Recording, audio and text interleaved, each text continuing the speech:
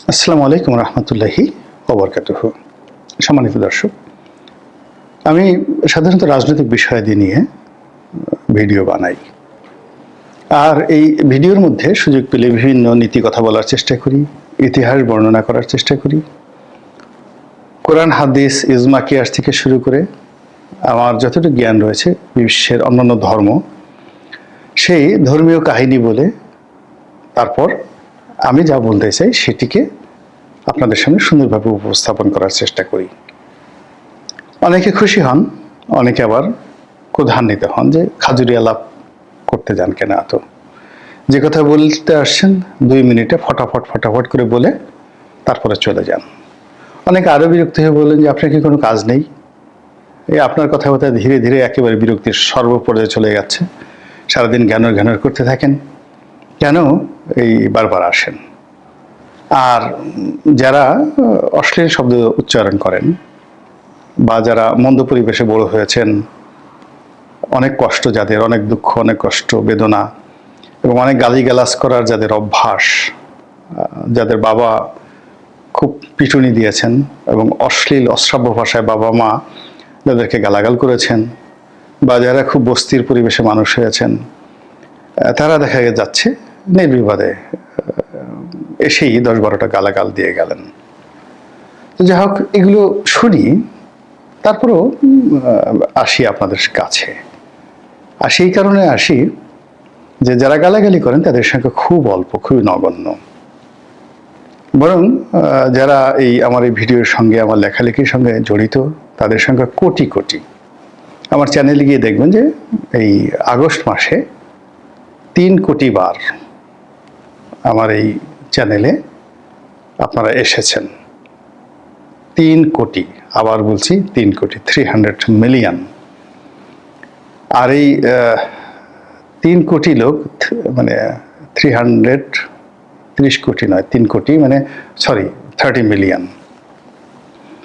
তো এই 3 কোটি লোক এসেছেন এবং এক একজনে গড়ে 5 মিনিট করে অন অ্যাভারেজে আমার কথা শুনেছেন। আবার আগস্টের পরে সেপ্টেম্বর মাস, সেখানে প্রায় 2 কোটি মানুষ।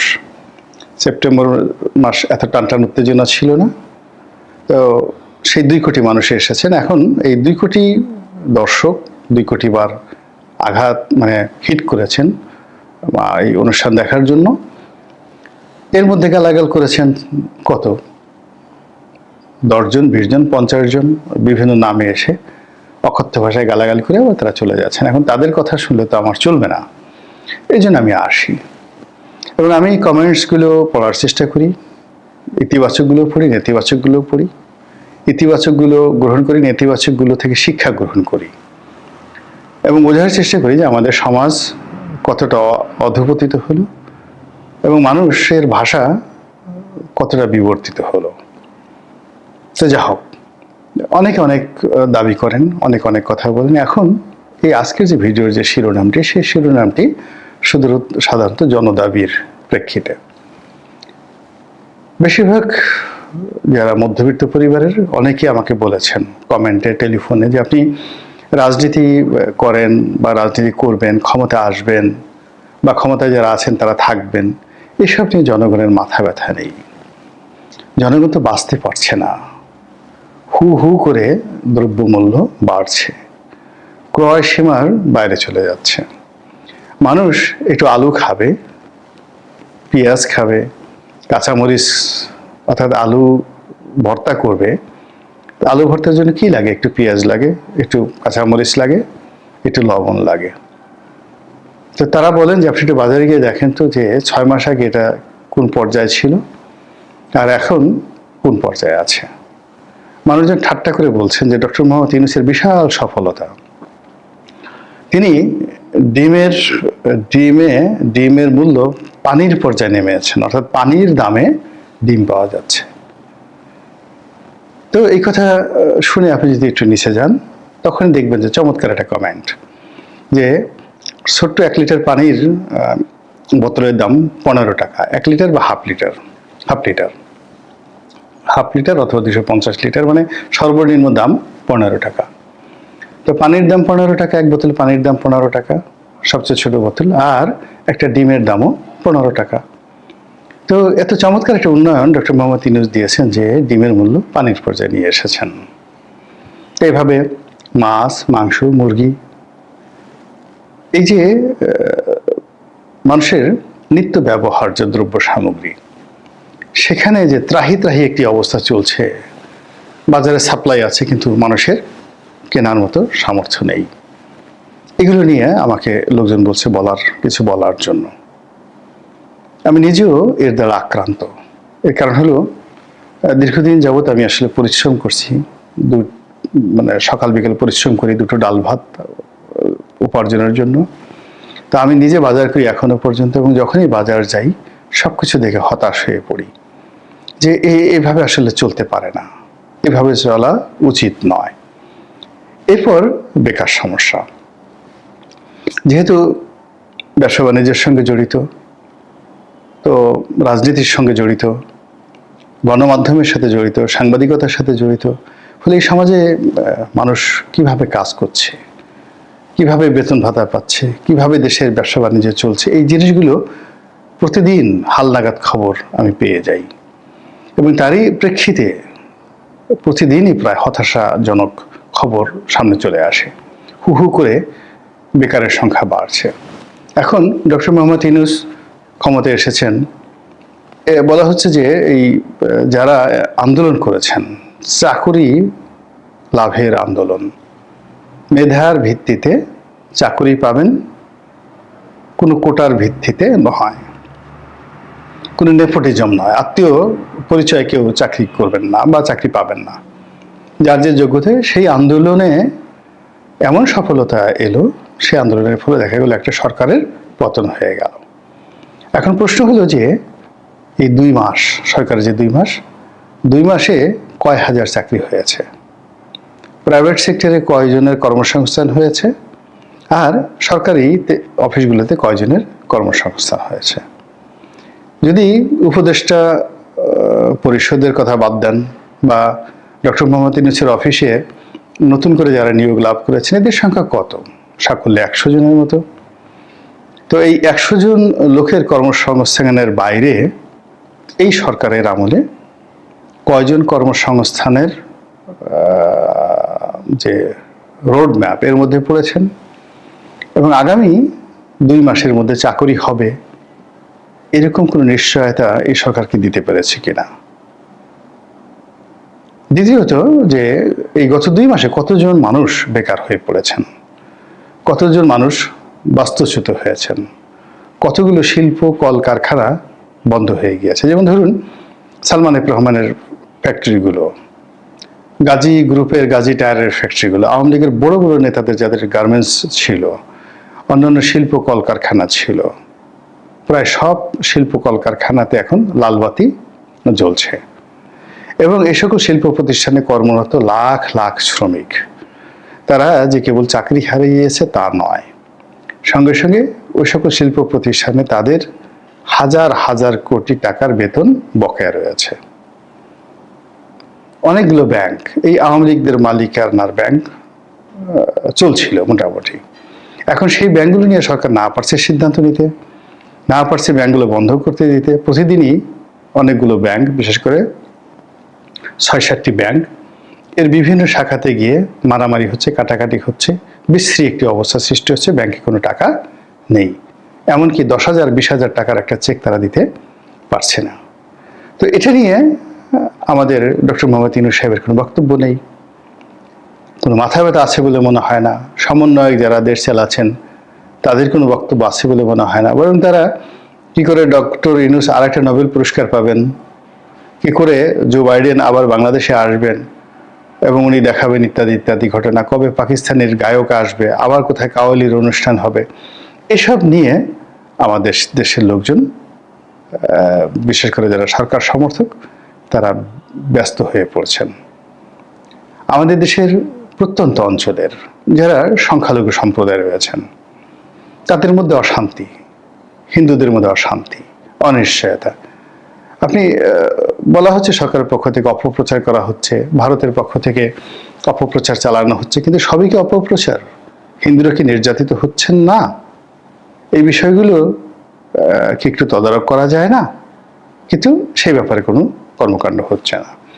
যারা আওয়ামী লীগ করতেন নিরীহ, কখনো এই মাঝে মধ্যে জয় বাংলার স্লোগান বা মিছিল মিটিংয়ে যাওয়া বা শেখ হাসিনার একটু প্রশংসা করা, বঙ্গবন্ধুর প্রশংসা করা, এর বাইরে কোনো আওয়ামী লীগ করেনি। টিআর খাননি, কাবেকা খাননি, চাঁদাবাজি, মাস্তানি কোনো কিছুর সাথে জড়িত নয়। এরকম লক্ষ লক্ষ মানুষ বাস্তুচ্যুত হয়েছেন, এক এলাকা থেকে অন্য এলাকাতে চলে গেছেন। তাদের পরিচালিত যে অর্থনৈতিক কর্মকাণ্ড স্থবির হয়ে পড়েছে। তাদের পরিবারগুলো কিভাবে আছেন, তাদের সংসার কিভাবে চলছে। যদি আপনি 18 কোটি মানুষের মধ্যে এরকম 10% লোকও ক্ষতিগ্রস্ত হয়ে থাকে, মানে আওয়ামী লীগ করে 10% লোকও ক্ষতিগ্রস্ত হয়ে থাকে, তাহলে এদের সংখ্যা 1,80,00,000। আবার বলছি 1,80,00,000। তো 1,80,00,000 লোক, এবং তার সেই 1,80,00,000 লোকের মধ্যে যদি 5 জন করে থাকে গড়ে, অর্থাৎ পরিবারের যদি 2 জন লোক, মানে 1,80,00,000 টোটাল সদস্য সংখ্যা। এটাকে যদি আপনি পরিবারে ভাগ করেন, 4 দিয়ে ভাগ করতে পারেন বা 3 দিয়ে ভাগ করতে পারেন, গড়ে 3 দিয়ে ভাগ করতে পারেন, তাহলে 60 লাখ। আবার 60 লাখ লোকরে 3 দিয়ে যদি ভাগ করে পরিবার হলো, সেই পরিবারে যদি কর্তা ব্যক্তি ধরেন, 3 জনের 1 জন কর্তা ব্যক্তি যদি থাকেন, কর্তা ব্যক্তি তো পালিয়ে বেড়ে আছেন, তাহলে প্রায় 20 লাখ লোক। তো 20 লাখ লোক এই মুহূর্তে বাস্তুচ্যুত। আওয়ামী লীগের লোক বাস্তুচ্যুত, বাড়িতে থাকতে পারছেন না, ঘরে থাকতে পারছেন না, ব্যবসা বাণিজ্য বন্ধ। তাদের পরিবার থাকছেন হয়তো গলা চিপেতে, কিন্তু ওই লোকটি ঢাকাতে পালিয়ে আছেন। এখন পালিয়ে তার হাতে হয়তো সঞ্চিত কিছু অর্থ তারা খরচ করার চেষ্টা করছেন। 2 দিন পরে এই অর্থটা থাকবে না, এবং এই যে তারা বসে বসে বিনা পরিশ্রমে যে টাকাগুলো খরচ করছেন, এটি অর্থনীতির উপর এমন বিরূপ প্রতিক্রিয়া তৈরি করবে যা কিনা এই যে বর্তমান গভর্নর বা বর্তমান অর্থ উপদেষ্টা তারা সেটা পূরণ করতে পারবে না। তো এই যে 1,80,00,000 লোক, আওয়ামী লীগের লোক বিপদগ্রস্ত হয়ে পড়লো, তারপরে 60 লাখ পরিবার বিপদগ্রস্ত হয়ে পড়লো। 60 লাখ পরিবারের মধ্যে অন্ততপক্ষে পরিবারের কর্তা 20 লাখ কর্তা তারা বাস্তুচ্যুত হলে, এলাকা ছাড়া হয়ে গেল। এটা আমাদের অর্থনীতিতে যে যাকে বলা হয় ক্ষত তৈরি করলো, গর্ত তৈরি করলো, অর্থনীতির সমস্যা তৈরি করলো, এগুলো সমাধানের জন্য এই গত 2 মাসে 60 ডেইজে সরকারের কোনো পরিকল্পনা, কোনো কথা, কোনো আশ্বাসবাণী, কোনো সিদ্ধান্ত এখন পর্যন্ত আমরা দেখতে পাইনি। এরপরে আরেকটি বিষয় দেখে নেই এখানে, যে এই যে বাস্তুচ্যুত হওয়ার পরে যেটা হলো, যখনই এই যে 20 লাখ লোক এলাকা ছেড়েছে, পরিবারের মুরব্বী প্রভাবশালী, তো তারা গ্রামে কি রেখে এসেছে? কেউ 10টা গরু রেখে এসেছে, কারো দোকান আছে, কারো ব্যবসা বাণিজ্য আছে, কারো ঘরে যুবতী মেয়ে আছে। তো এই জায়গাগুলোতে ঝাঁপিয়ে পড়েছে আবার নতুন দুর্বৃত্তরা। ফলে সেখানে কি হলো? আইন শৃঙ্খলার অবনতি হয়েছে, অমানবিক পরিবেশ তৈরি হয়েছে। তো সেই আইন শৃঙ্খলার যে অবনতি, সেটি দূর করার জন্য সরকারের পক্ষ থেকে কি চেষ্টা করা হচ্ছে? হাত ভেঙে দেওয়ার চেষ্টা করা হচ্ছে বলা হচ্ছে স্বরাষ্ট্র উপদেষ্টা, কিন্তু ওনার দুর্বল শরীর, ওনার কথা, মুখভঙ্গি, এই ওনার কোনো হুমকি ধামকিতে 2 পয়সার কোনো উপকার হচ্ছে, কাজ হচ্ছে, I do not think so. বরং লোকজন এগুলো নিয়ে হাসাহাসি করছে, এবং সে যত বেশি দাপট দেখানোর চেষ্টা করছে, তত বেশি এই দুর্বৃত্তপনা বেড়ে যাচ্ছে। আমাদের ডাকাতের হাতে একজন সেনাবাহিনীর কর্মকর্তা নিহত হতে পারেন, এটা আমরা কল্পনাই করতে পারি না। ডাকাত সারা জীবন, পুলিশ একটা চকিদার দেখলে ডাকাত পেশাব করে দিত, চোর মরে যেত চকিদার দেখলে। সেখানে চকিদার, দফাদার, থানার সাব ইন্সপেক্টর, দারোগা, তারপরে ওসি, ডিসি, এসপি, এগুলো সব বাদ দিয়ে একেবারে মিলিটারি একজন কর্মকর্তা ডাকাত কর্তৃক আক্রান্ত হন। আবার সেই ডাকাতের যে গ্রুপ, সেই গ্রুপের নেতৃত্বের মধ্যে খোঁজ পাওয়া গেল যে এরা এই অতি সম্প্রতি সরকার যাদেরকে ছেড়ে দিয়েছে, জেলখানা থেকে যাদেরকে ছেড়ে দেওয়া হয়েছে, শীর্ষ সন্ত্রাসী যারা এই আন্ডারওয়ার্ল্ড নিয়ন্ত্রণ করছে, এরকম এক শীর্ষ সন্ত্রাসী গ্রুপের লোক, এবং তার হাতেই বা তাদের হাতেই এই সেনা কর্মকর্তা নিহত হয়েছে।